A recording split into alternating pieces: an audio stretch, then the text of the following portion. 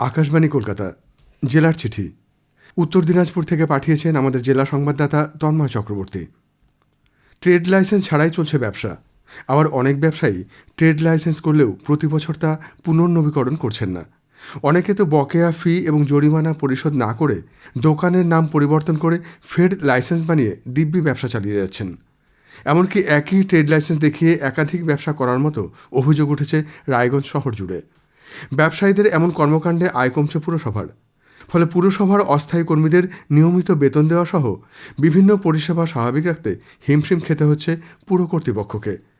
পুরসভা সূত্রে জানা গেছে, ডিসেম্বরের প্রথম সপ্তাহে ট্রেড লাইসেন্সের বিষয়ে দুই বণিক সভার সঙ্গে বৈঠকে বসবে পুরসভা। তারপর জানুয়ারি মাস থেকে শহর জুড়ে দোকানগুলিতে হানা দেবে পুরসভার আধিকারিক ও কর্মচারীরা।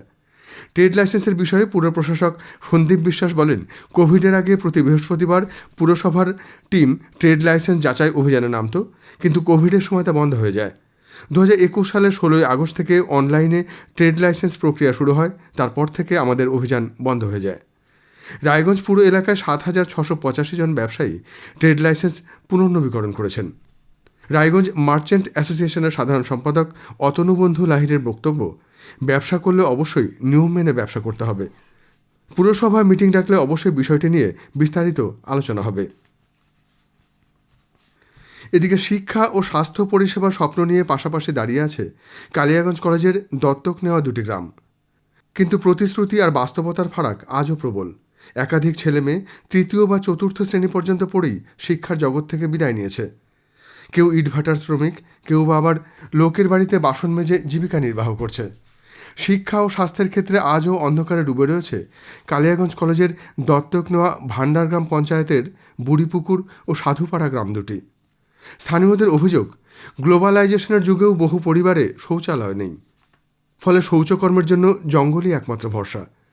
বুড়িপুকুরের বাসিন্দা প্রমোবালা রায় কুজুর বলেন, আজ পর্যন্ত সরকারি শৌচালয় বা লক্ষ্মীর ভাণ্ডার কোনোটাই তিনি পাননি। কালিয়াগঞ্জ কলেজের ভারপ্রাপ্ত অধ্যাপক শান্ত চক্রবর্তী জানিয়েছেন, দীর্ঘ 1 বছর ধরে কলেজে স্থায়ী অধ্যক্ষ নেই। সেই কারণে দত্তক নেওয়া দুটি গ্রামের পরিচর্যা সেভাবে করা যায়নি। অর্থ বরাদ্দও বন্ধ। তবে স্থায়ী অধ্যক্ষ নিয়োগ হলে শিক্ষা ও স্বাস্থ্য পরিষেবা নিয়ে আবার ইতিবাচকভাবে এগোনো সম্ভব। এদিকে রক্তশূন্য রায়গঞ্জ মেডিকেল কলেজ ও হাসপাতাল। ফলে রক্ত সংকটে ভুগছেন মুমূর্ষু রোগীরা। সবচেয়ে বেশি বিপাকে পড়েছেন থ্যালাসেমিয়া আক্রান্তরা। রক্তের আকাল যেন ফি বছরের রেওয়াজে পরিণত হয়েছে উত্তর দিনাজপুরে। ব্লাড ব্যাংকে স্পষ্টভাবে লিখে দেওয়া হয়েছে, রক্ত দিন, রক্ত নিন। হন্যে হয়ে রক্তদাতাকে খুঁজে হাসপাতাল ক্যাম্পাসে হাজির করাতে করাতে সময় মতো রক্তের অভাবে অনেক ক্ষেত্রেই রোগী মৃত্যুর ঘটনাও যেন এখন জেলার রোজকারের রুটিন। রক্ত সংকটের কারণে প্রতিদিনই রোগীর পরিজনদের হুমকির মুখে পড়তে হচ্ছে ব্লাড ব্যাংকের কর্মী থেকে শুরু করে চিকিৎসকদের। জেলার দুপ্রান্তে মাত্র 2টি সরকারি blood bank, Raiganj medical college ও হাসপাতাল এবং ইসলামপুর মহকুমা হাসপাতাল। কিন্তু 2টি ব্লাড ব্যাংকই কার্যত রক্তহীন দশা। ফলে রোগীর রক্তের জন্য এখন রক্তদাতারাই একমাত্র ভরসা বলে জানান ব্লাড ব্যাংক কর্তৃপক্ষ ও মেডিকেল কলেজের MSVP প্রিয়ঙ্কর রায়। এদিকে পেশা তার শিক্ষকতা, কিন্তু নেশায় ধান সংরক্ষণ। তার ঝুলিতে রয়েছে হেতুমারি, বহুরূপী, পারিজাত, রাধাতিলক, কেরালা সুন্দরী সহ অজস্র প্রজাতির ধান। বাংলার বাইরে তার সংরক্ষণ রয়েছে আসাম, মণিপুর, অরুণাচল প্রদেশ, কেরালা, মহারাষ্ট্র, অন্ধ্রপ্রদেশ সহ একাধিক রাজ্যের হারিয়ে যাওয়া ধান।